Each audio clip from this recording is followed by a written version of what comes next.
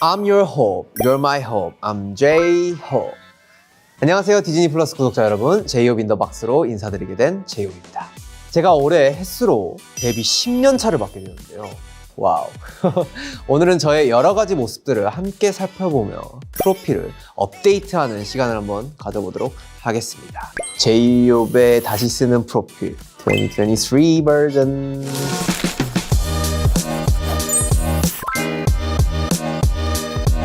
자, 한번 적어보시죠. 빨리빨리 한번 해보도록 하겠습니다. 근데 제가 좀 악필이라서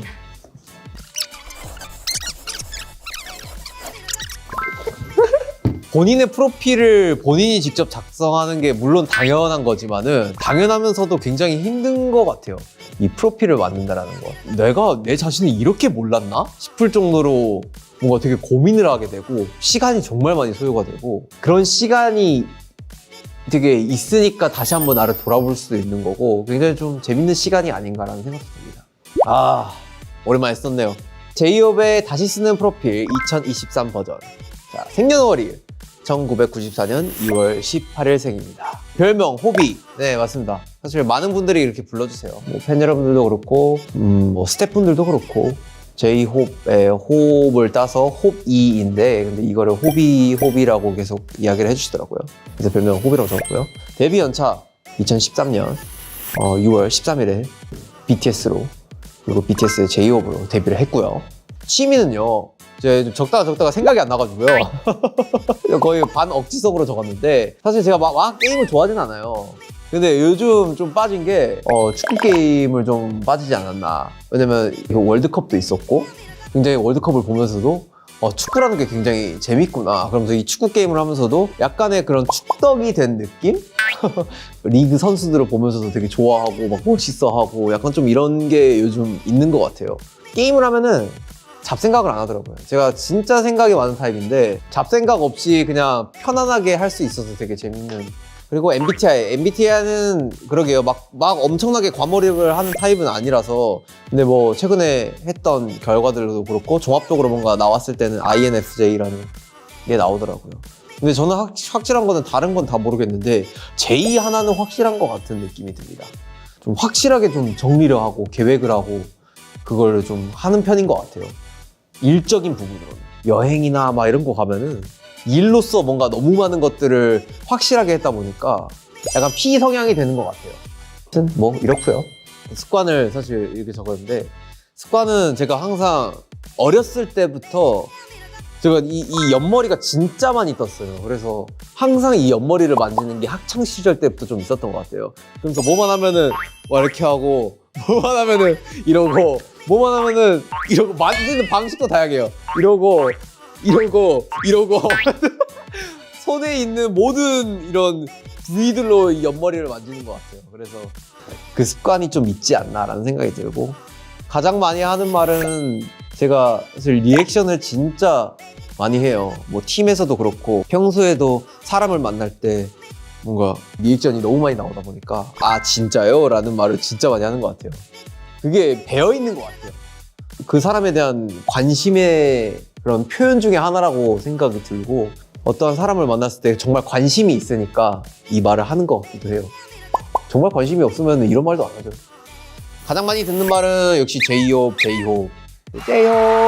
어딜 가든 전 세계적으로 제이홉이란 말을 정말 많이 듣는 것 같아요. 정말 당연한 거기도 하지만은 팬분들이 외쳐주시는 것도 그렇고 정말 목청이 터지게 외쳐주셔가지고 이 말은 정말 잊을 수가 없는 그리고 내 이름이기도 하고 나를 상징하는 물건 이거는 뭐 변함없이 사실 아이스 아메리카노가 아닌가라는 생각이 듭니다.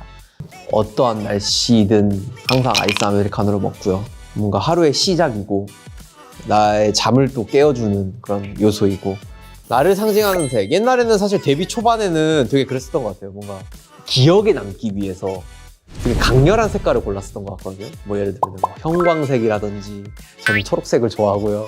그리고 최대한 나의 이미지와 어울리는 색을 좀 골랐었던 것 같은데 그냥 다시 생각을 해보면은 제가 가장 좋아하고 선호하는 색깔은 그냥 브라운이고 이게 뭔가 전반적으로 되게 차분하게 해주는 것 같아요. 사람을 되게 안도감 있게 만들어주는.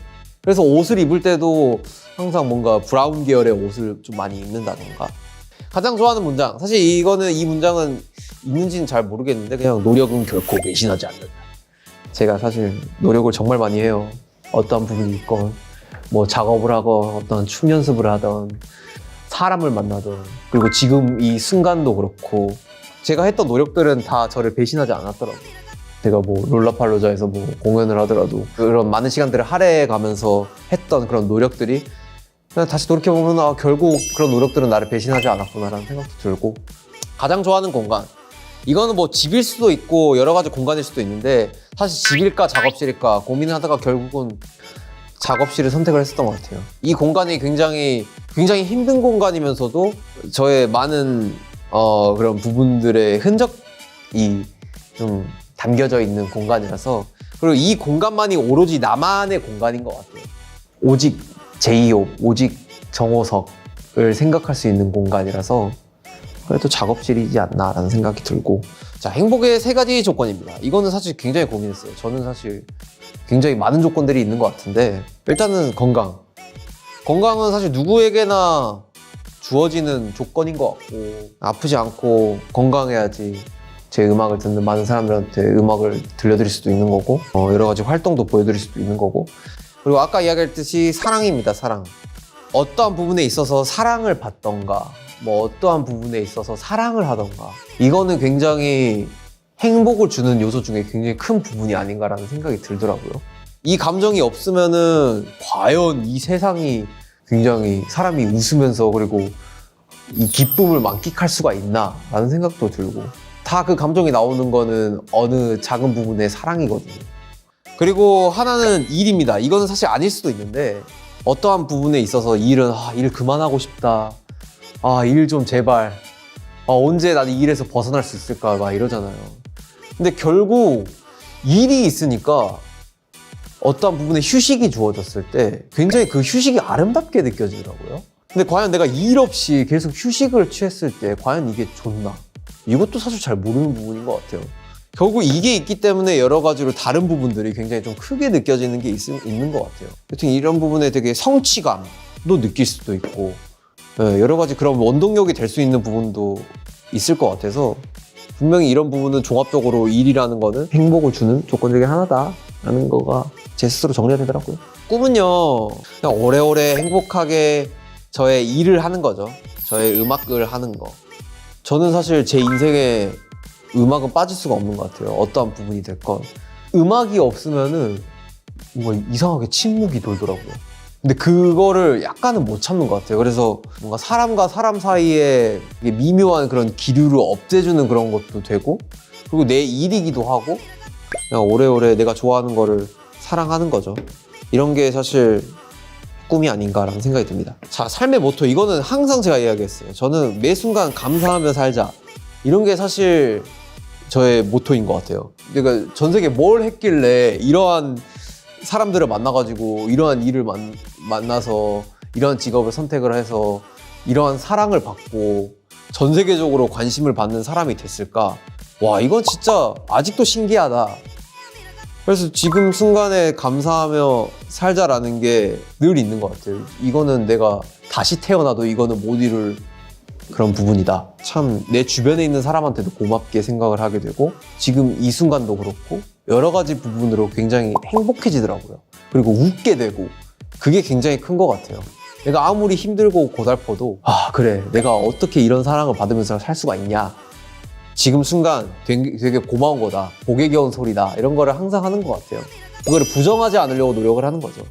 자, 제이홉 솔로 활동 최초 타이틀 리스트 뭐 일단은 사실 잭 인 더 박스로 앨범을 나왔던 게 굉장히 또 컸고 거기에 걸맞게 가장 큰 그 포지션을 잡고 있었던 그리고 프로모션을 잡고 있었던 중에 하나가 사실 롤라팔로자 공연입니다.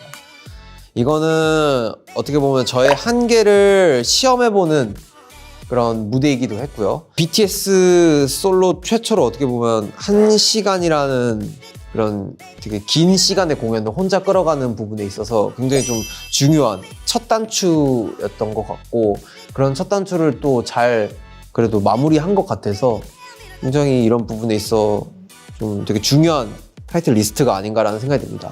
자, 거기에 이어가지고 사실 또 디즈니 플러스에서 이런 다큐가 또 나오는 게 굉장히 저한테도 의미가 남다르죠. 이 공연의 실황들과 그리고 저의 그런 많은 상황들을 되게 아름답게 기록을 해준 부분이 있어가지고 사실 저는 정말 제가 인생에서 가장 중요하게 생각하는 게 기록이라고 생각이 들어요.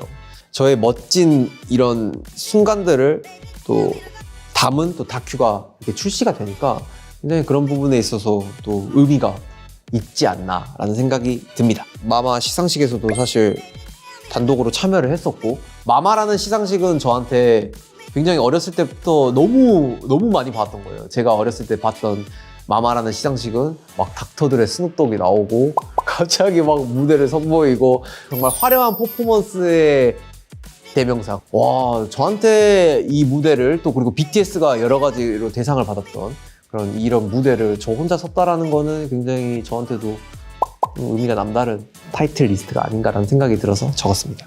그리고 뭐 미국 연말 축제 이런 거는 사실 최근에 하고 왔는데요. 이런 것도 어떻게 보면은 미국에서 굉장히 큰 시청률을 자랑을 하고 있고 여러 가지로 많은 분들이 보시는 그런 프로그램 중 하나인데 이런 프로그램에 사실 나가가지고 개인 솔로로 공연을 했다라는 거가 굉장히 좀 의미가 남다르지 않나. 왜냐면 다 BTS가 했던 것들이에요. 어떻게 보면 이 롤러팔로자를 제외한 부분은 다 BTS가 했던 거를 제가 혼자 느낌으로써 또 경험을 한 게 있고 또 배운 게 있고 생각을 한 게 있기 때문에 여기까지입니다. 자, 이렇게 2023년 버전으로 제이홉의 프로필을 다시 써봤는데요. 빈칸을 채우다 보니 저도 몰랐던 저의 모습들을 새삼 많이 알게 된 것 같아 참 감회가 새롭네요. 네. 여러분도 저 제이홉에 대해 새롭게 알게 되신 부분들이 있을 텐데 재미있는 시간이 되셨기를 바랍니다. 그럼 다음에 또 만나요. 안녕!